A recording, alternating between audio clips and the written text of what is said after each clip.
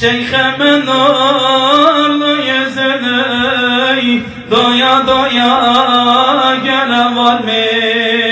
Şeyhimin nurlu yüzünü derden büyük derman Allah.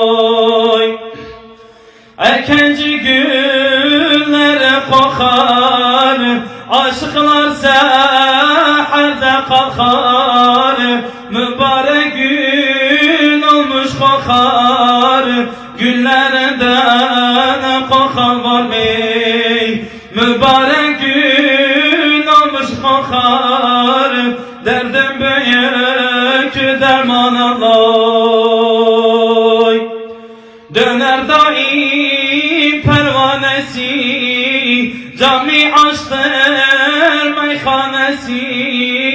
Çok aşıkın suzanesi, nuri aşka yana var mı? Çok aşıkın suzanesi, derdim büyük derman Allah. Aşkın